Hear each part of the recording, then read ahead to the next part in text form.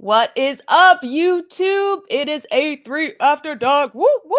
I am here with my girl Jess McDonald. Lisa Carlin's going to join us in a little bit. You probably heard her voice. She was calling a game, as was our girl J Mac. Jess, how you going? How was the match she called? Uh, I'm stressed, man. And I'm sure you are as well, but I'm so emotionally invested in this Oh league yeah. now that I'm not playing because a lot of our friends still play. We want to see them succeed. And when they're not, I'm so heartbroken right now. But still loving the game, still love, working in the NWSL. But my goodness, I'm an emotional wreck and could be hormones too. So Yeah, you are with child. You are I am. about to pop. So Yes. so this makes sense. But hey, I'm not, and I'm also still equally as emotional. I love watching the league. I mean, things are changing every week. Kansas City still remains on top. So y'all, we have a great surprise for you. We are bringing in the number one team in the NWSL and a star for the Kansas City Current, Izzy Rodriguez. She got her second back-to-back assist tonight with a beautiful corner delivered straight to Kayla Sharples, who put it away, giving Kansas City the 2-0 lead. So let's go ahead and welcome in Izzy Rodriguez, fresh off of the match. There she is, looking great in the teal. Izzy, how are you? How you feeling coming off of that win?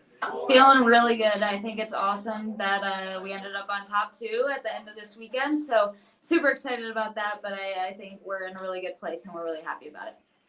Yeah, now number one in the league, and it doesn't look like you guys are slowing down. I want to talk to you about the assists that you've been racking up. This is your seventh with Kansas City, but back to back in games. What was your delivery like tonight? What was going through your mind? Was that something that you guys worked on the training pitch that went right into the game? For sure. I think in the last 2 years, we've really wanted to connect on the first touch of a corner. And it's been a while. And to finally get one of those, I think that was a huge celebration for us tonight. But we like to try different things. And at the end, we were just trying to put it on top of the keeper, on top of all the numbers we had surrounding them. And, Kayla got up there and put it right in the net. I love that. I love the fact that I was able to witness you and Michelle Cooper train in the off season because I was there with you guys training and seeing you guys apply that work rate that people usually don't see professional athletes do. And then I got to witness it with the two of you, and you guys are just dominant. So, what was the feeling going into this season in comparison to last? Obviously, you guys are scoring bangers, but defensively, you've got it together also now.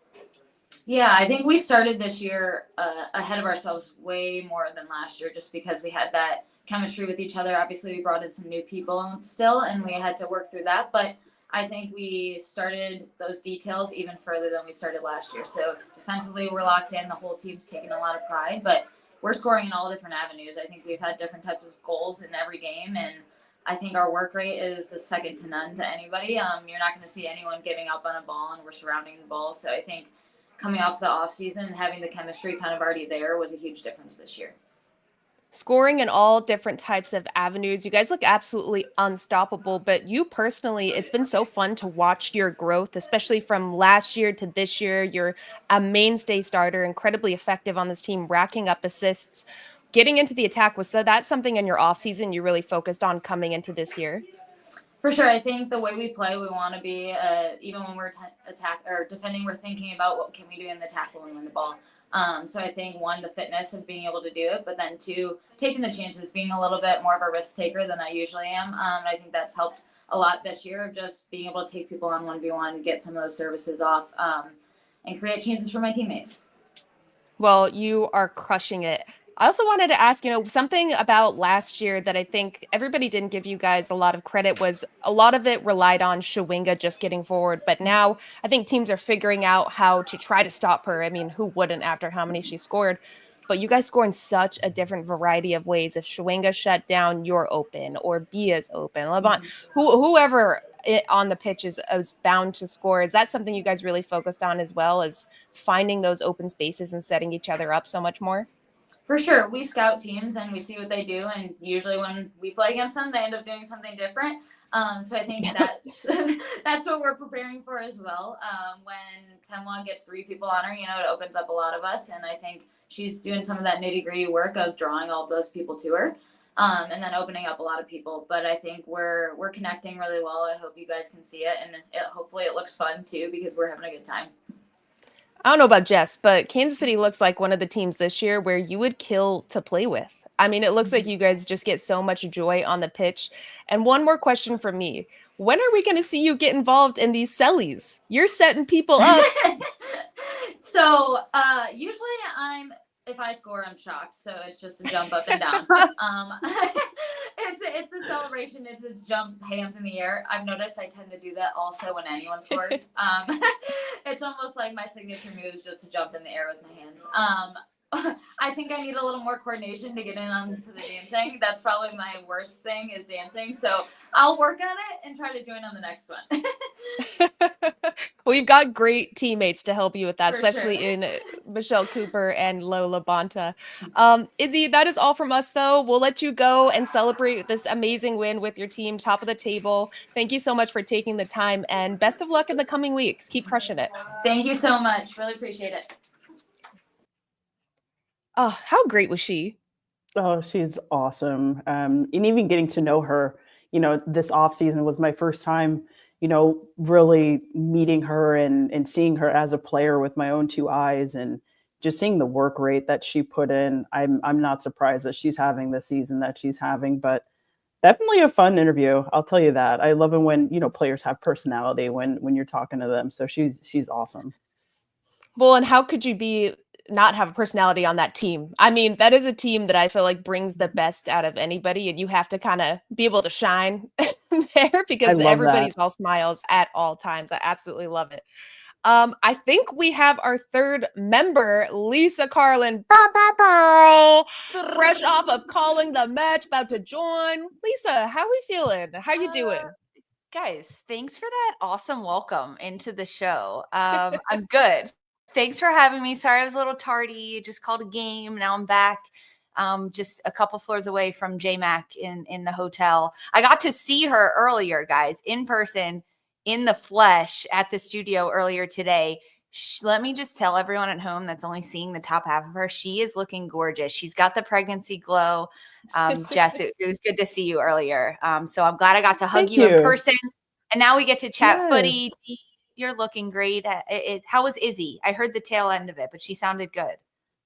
She was great. I mean, who wouldn't be in a great mood after a dominating win like that, where they just had fun? You're never concerned that Kansas City isn't going to hold a game down now, whereas last year we were like, we're maybe going to let one in.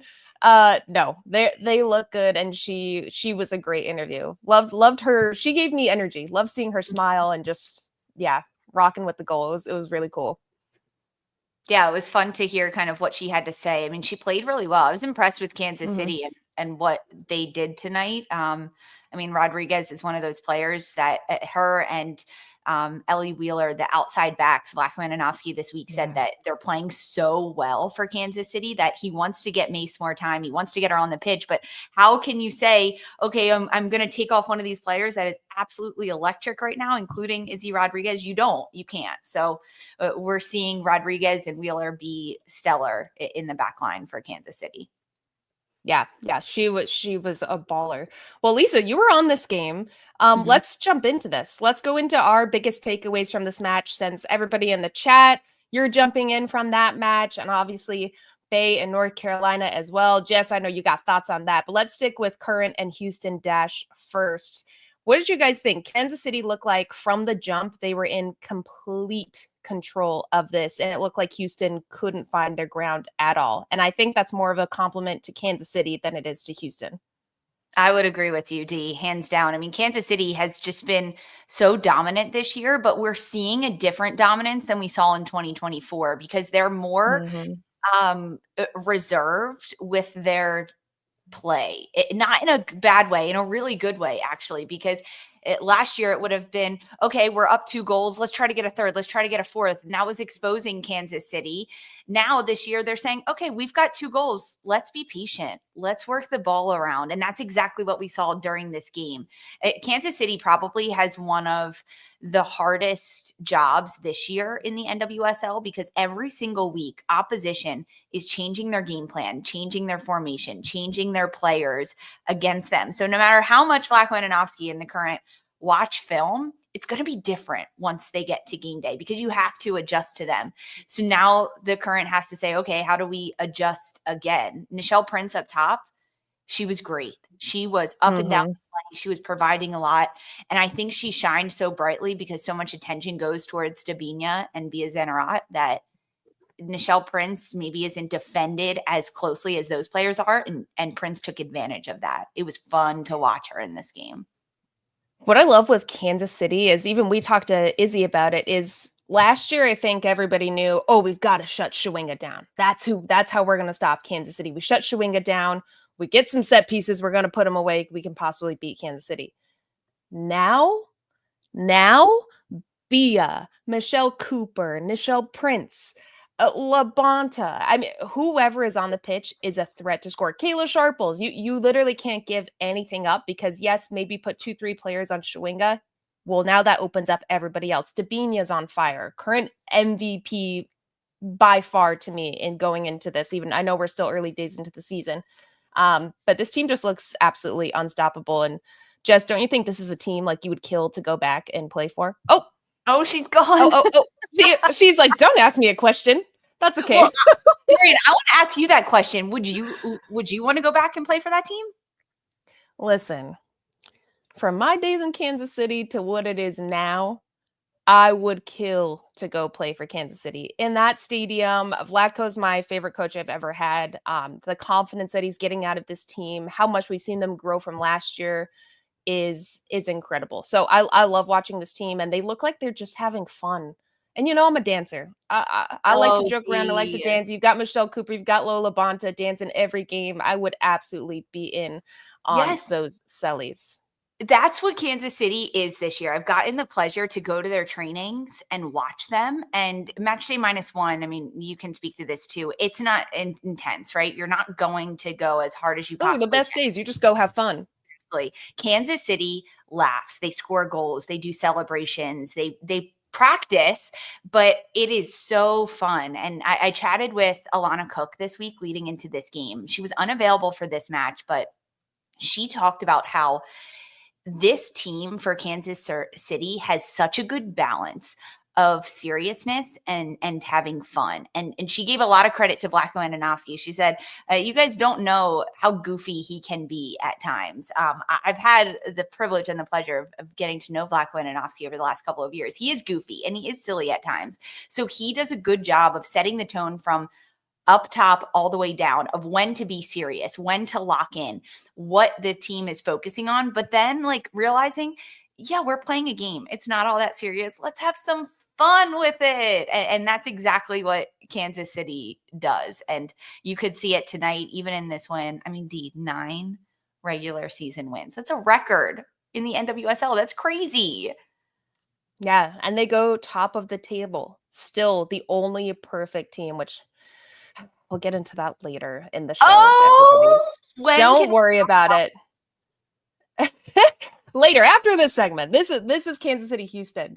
I want to get into Houston. The big question marks to me is we're still not seeing a true identity from them. Yes, they signed these big name players. Yes, they've got a coach. Thank God they hired a GM for sure. But we're still not seeing a team identity, a team that can score goals, a team that's sure of how they're trying to break a team down and play. And yes, Kansas City is a tough task to go up against. But I'm warning to you, what do you need to see from Houston that would be some resemblance of, hey, I have hope for this team going into the middle of the season? Maybe it's because I just watched and called 90 minutes of Houston right now. They didn't look terrible. I mean that very earnestly. They have really good moments of attack and they have good ideas. This is supposed to be a compliment. Houston has good ideas and they have good moments. delirious. Do we know this yet? Where they have possession of the ball and they are finding these different pockets in different seams of play and building it up. Once they break the first line of pressure, there's no one past that second line of pressure that they can get through. They do such a good job initially, but they're not getting players high enough up the field. When they do get players high enough the field and they get the ball into their attacking end, there is no urgency. They lack the bite and the grit to say, I am taking this ball, I'm shooting it, I'm having an opportunity. I think Yasmin Ryan has the DNA of a player to be able to do that, to create for herself, to take chances in and around the box, but she's not even getting the ball there. It needs to be a little bit more urgent. And against a team like Kansas City, you're not going to do that day in and day out, but it's hard over 90 minutes. Kansas City has a really good structure defensively. Lola Bonta cleans up everything that comes through the middle. But there were moments for Houston that I thought that they could do it. Next week, they take on Utah. And I think that will be more of a test of what we're seeing from the Dash with the new players they brought in, the style that Cottrell is trying to implement. But we're not there yet. We're already 5 weeks into the season. They've got to get on their horse and giddy up a little bit. Come on, Rodeo Houston. My biggest issue with them is Thank this you for three picking back. up on that joke. Oh yeah, come on. My biggest issue with Houston is looking at this 3-back, and you guys know, the chat knows, I love a 3-back. I love it. I love to play as a wingback, not in the 3, but I love to go against it as well because there's so much vulnerable space. And every team we're seeing is exploiting Houston from it. And I'm wondering, is this how you're really getting the best out of your team? Because now you're not getting the ball up in the attack. Yasmin Ryan's super deep trying to pick up. Your star player, the one who's there to score goals, is so deep trying to help you defend and regain possession and help you build out of the defensive to middle third. There's nothing coming from it in the attack. I want to see something different. I don't know. I feel like Houston's trying to make fetch happen with the 3-back, and it's not happening, and they need to change it up. So I want to see something different from them. Is Kansas City the clear favorite moving into the rest of the season? I'm going to say yes. Defensively, absolutely. Attack, no question marks. Midfield, they have the star power, I think, to knock down anybody, and they just look like they're picking up more and more confidence. Absolutely, yes. I echo that. The depth that Kansas City has as well. There are so many players that, even unavailable tonight, Alana Cook, Michelle Cooper, it doesn't matter. They don't need them. Those are starters that typically you would think a team can't play without 2 of their starters, or at least not to the same level. Kansas City's fine.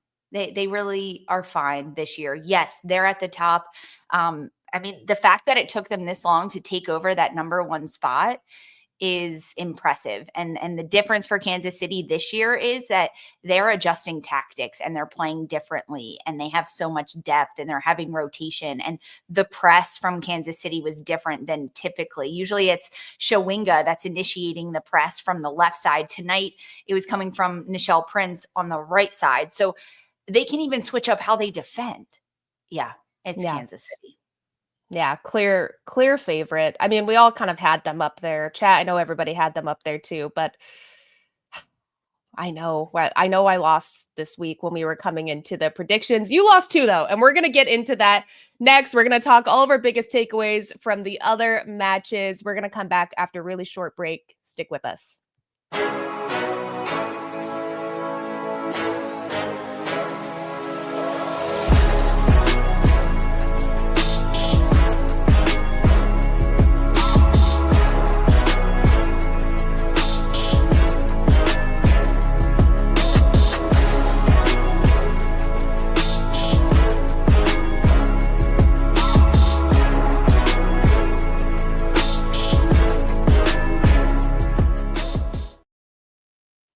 Welcome back to Attacking Third. And we got J-Mac. She is back. Where'd you go, sis? Why'd you drop out? Yo, my as soon as Wi-Fi I asked you a question, you left the chat. My Wi-Fi went out, then my computer restarted on its own. I'm like, oh, I don't know what's going on right now. Lord have mercy. Mama's all I over tried the to get place. back in, and yeah.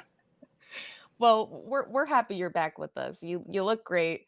Let's get into the rest of the game. So quick little recap. Utah Royals beat Chicago with a late penalty from Ali Setnor 1-0. Seattle ended up being Portland 1-0. Big Cascadia rivalry. Maddie Daleen gets her first goal, 6th rookie of the season, to get a goal in the back of the net. And then Angel City Gotham dominating this match 4-0 over Angel City at BMO Stadium.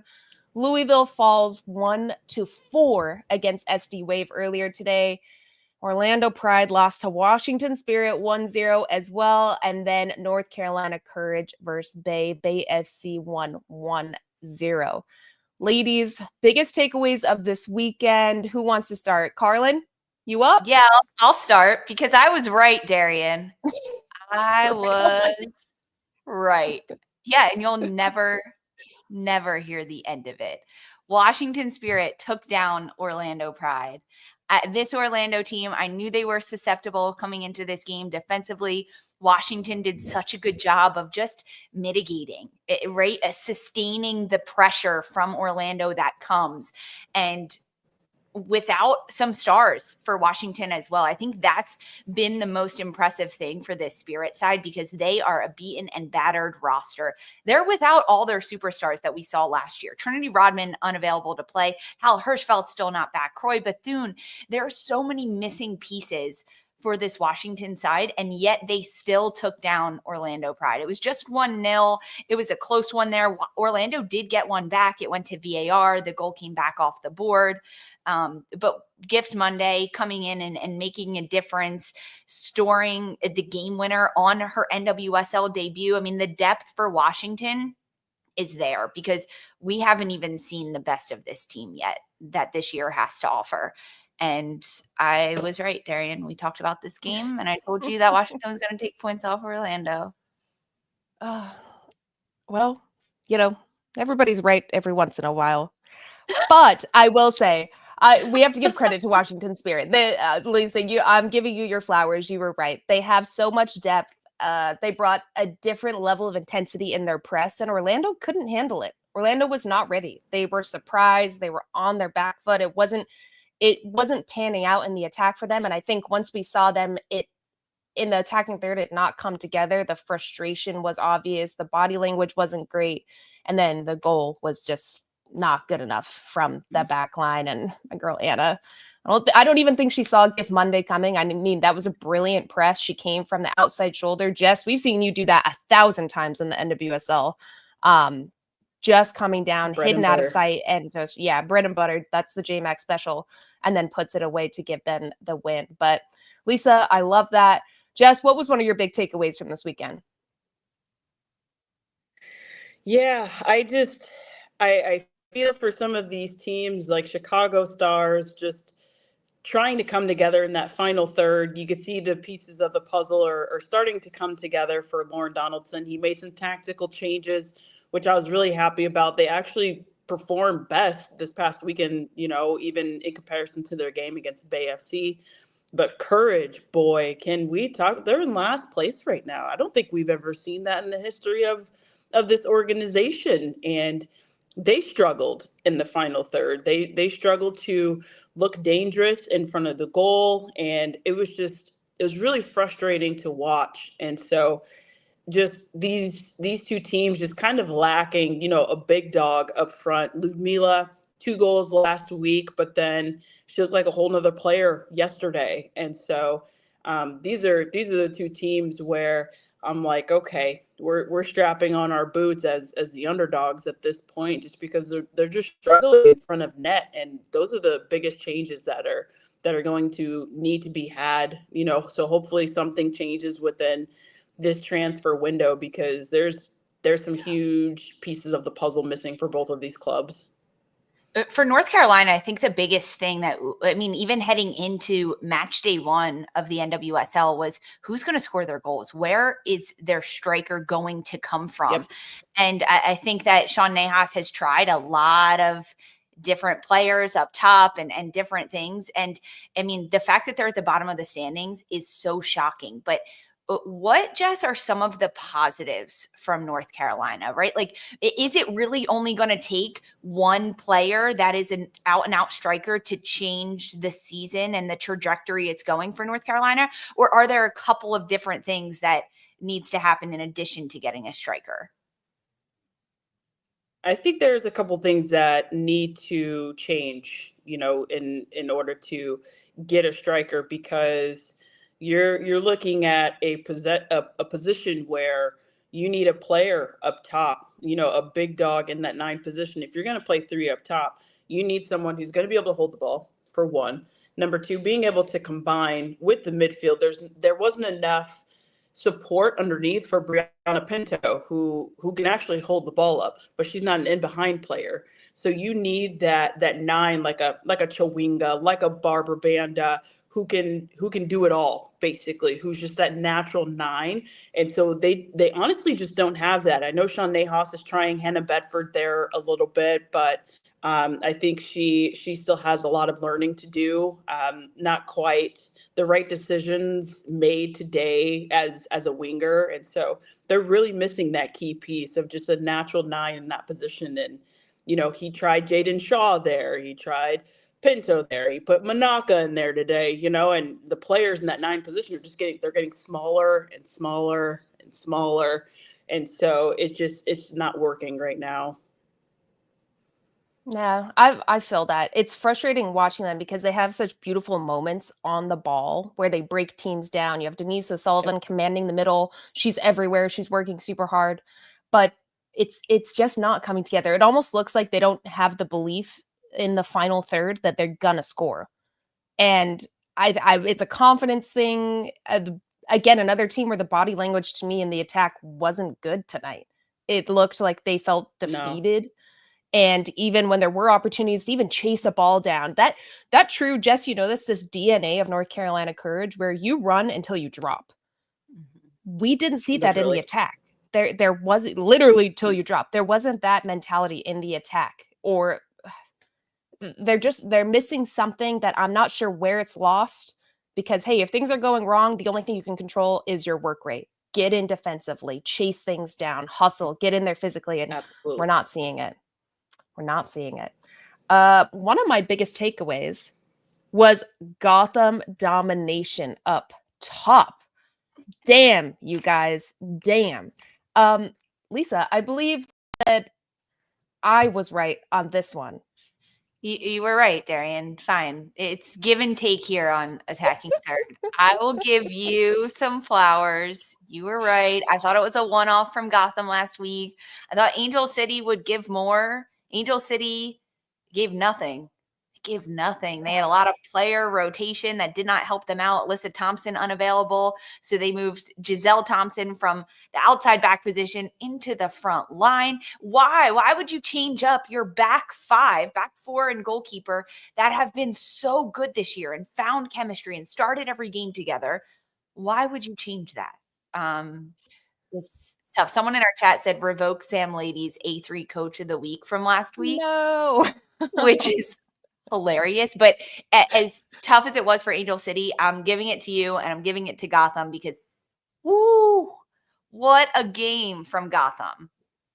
You get a goal, you get a goal, you get a goal, you get a goal. Guys, they balled out. Looking at that starting lineup, I mean, Portillo, Esther, Jess Silva's back in the starting lineup, and Jess was slicing and dicing. I thought she was so impressive until she came out. Jess looked like the Jess Silva that I played with in Kansas City, where she's dancing on the ball. She's having fun. She's quick. She had a couple shots. I wanted her to get a goal. But she was so effective. And this team just looked like they knew that they were going to score at some point. They were patient. The way that they were building, playing balls into the middle pitch was impressive. But I think the unsung hero for Gotham is this midfield. Emily Sonnet's moved to the back line. They've had a big injury with Tierna Davidson. Taryn Torres comes in and makes a start. Shupansky's balled out. Jalen Howell has made a name for herself. And they look so good. Angel City's midfield is talented as well. They were able to hold the ball up. They were the ones dishing balls forward. They set their forwards up for success. And I think this is a team that should really be feared. And one more thing before we leave this game. We got another Brazilian backflip. Now, I want every Brazilian in the league to do a backflip. And please come teach attacking third how to do it, please. Jace with the insane backflip on that was the fourth goal. That was the last one to come. And the cross from Midge Purse, the backflip, absolutely insane. It was so good. In this game for Gotham, I was also really impressed with Porchila. It looked pretty good. Back to goal, just a different role than we're used to seeing her in with the national team. But back to goal, I think she's understanding her teammates a little bit more and where they want the ball, what texture to put on it, how to set them up. It's really coming together for Gotham at the time. I like that you shouted out their midfield, Darian, because it was an unusual midfield when I saw the lineup. Jalen Howe, Taryn Torres, and then Shapansky. It was interesting, but it worked. Yeah, very, very understated midfield. I think if you were looking at the team, you would think that's where we can hurt them. That's where we can dominate. You look at, I believe it was the first goal. It was Esther's first goal where, maybe her second, I don't know. I can't remember. The one where she took a couple touches, spun around and finished it. But that came from Shupansky's hold-up play. Yeah, came from Shupansky's hold-up play to Taryn Torres, bombing forward, picking it off of her, sending it to Jess Silva, who then crossed it over to Porchilio, and then Esther finished it. Everybody touched the ball. It's just a fun team to watch, and I love that Gotham, every year they kind of start like this, where we're all like, oh my God, what happened? They were the champions. And then they come and prove us wrong, that they were like, we didn't go anywhere. We were just figuring things out. So I absolutely love it.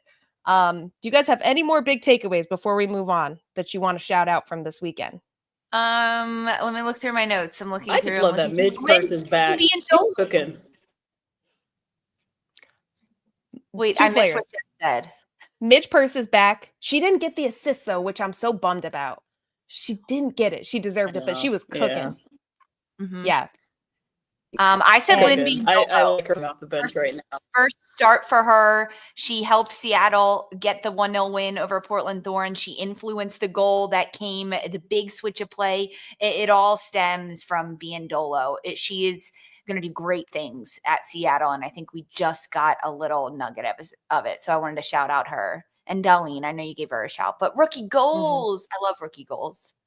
We love goals. We love Lynn Biandolo back. I think she's going to completely flip around Seattle, and I can't wait to see her build chemistry with Heidema and Daleen. Dalene's, I think, their best player. Shout out to the rookies. They're killing it. Last year, this year, they're unstoppable. Okay, guys, we're going to take a quick break, and when we come back, we are going to do our attacking third best 11s. Stick with us on the other side.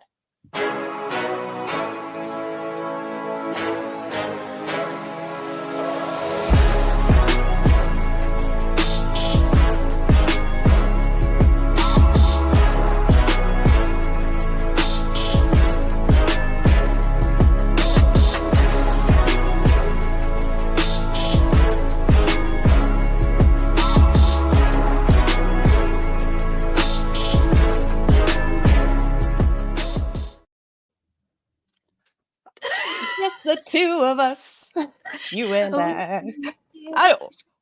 We don't know where J-Mac is. But that's okay. Jess, we love you. If you can see us, hear us, let us know you're okay.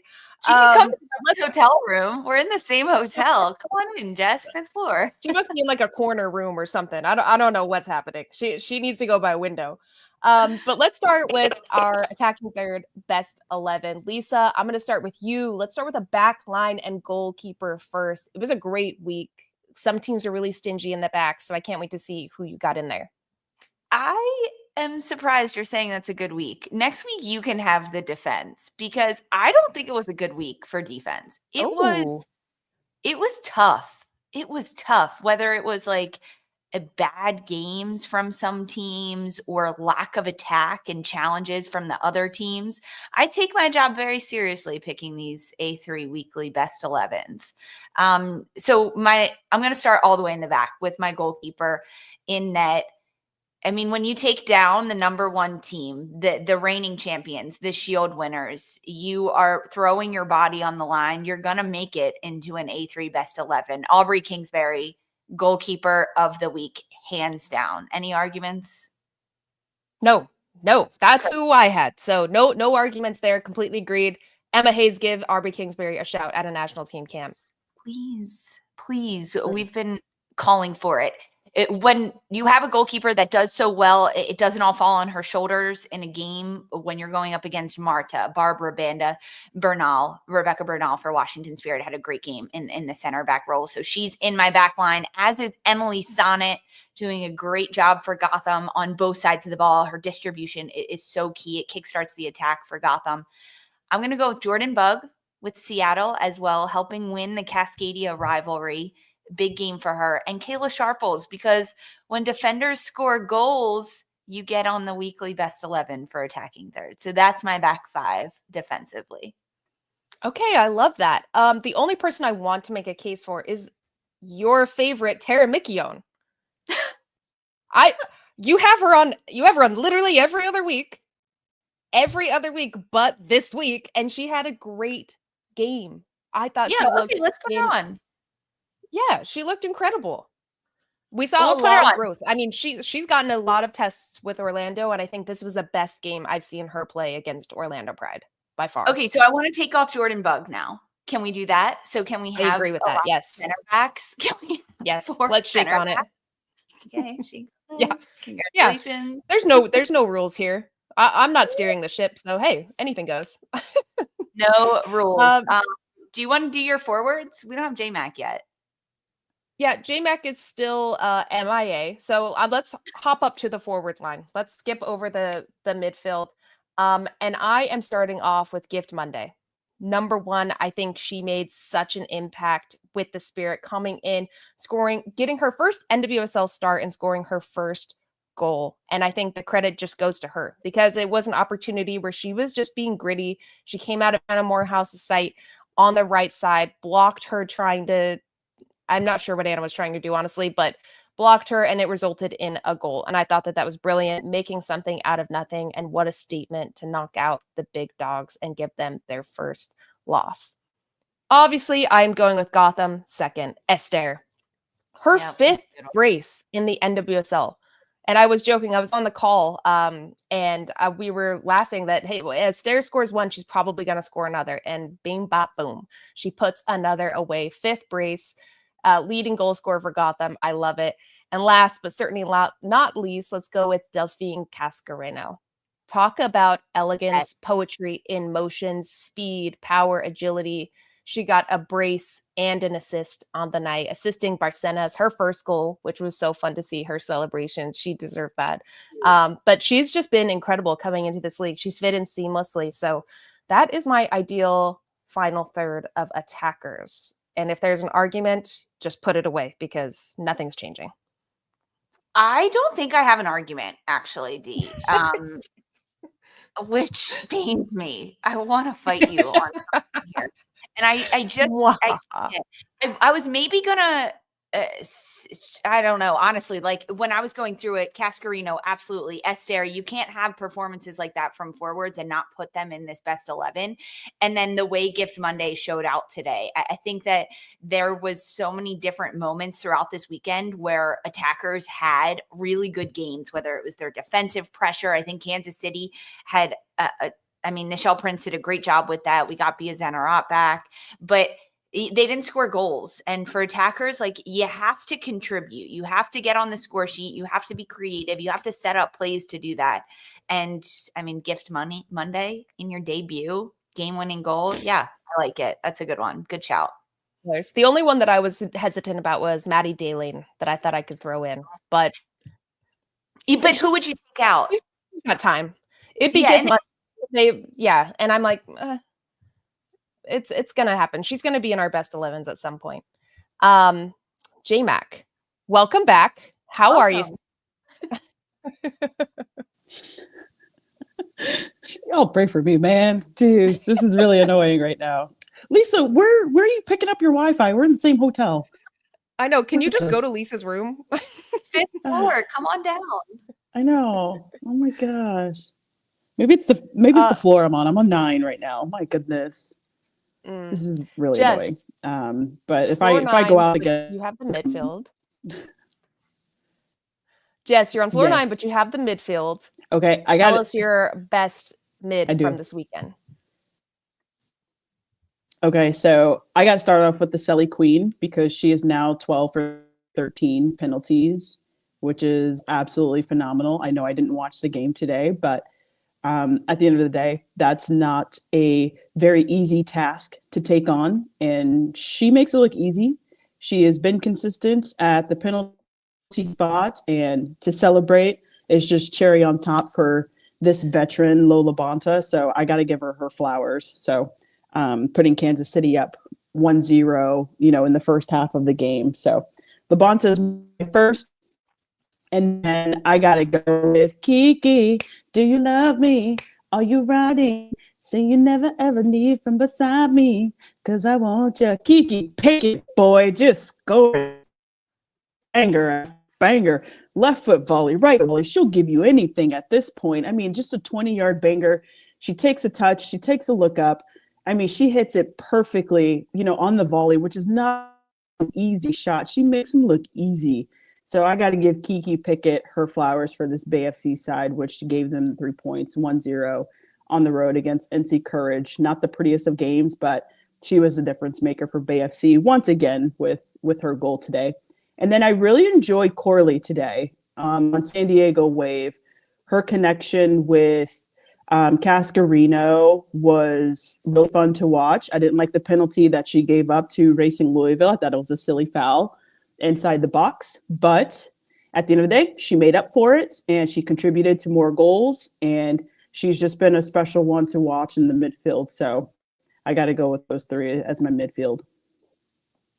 Where Jess, is Kenzie Dowley? I have the same thought. She needs to be in this mix. What'd you say? Absolutely.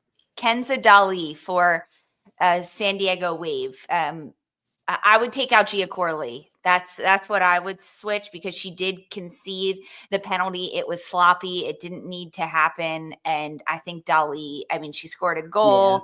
Yeah. She looked really good in that midfield. All right, we can make a substitution. I'm okay with that, because she was great to watch too, honestly.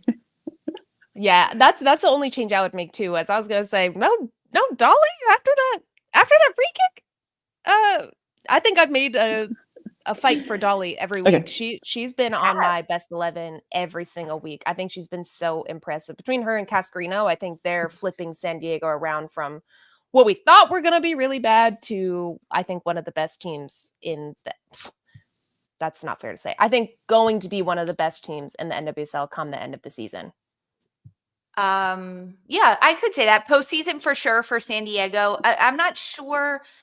I think next year, right? I think next year we could really see the fruits of all the labor that San Diego is putting in. But even like Savannah McCaskill dropping so much deeper, playing as one of those double pivots for San Diego helps them build out, helps them contribute.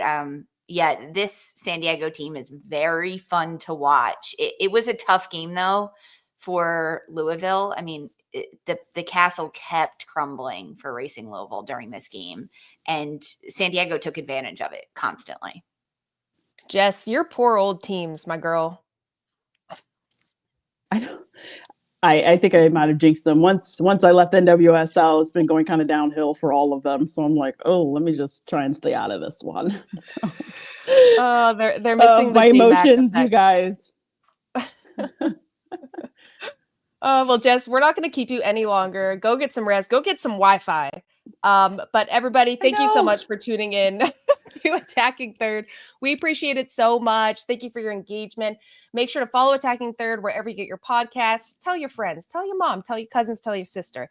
Tune in, because we have another show on Monday, April 21st with Lola Bonta at 4:30 p.m. and Sandra Herrera is hosting.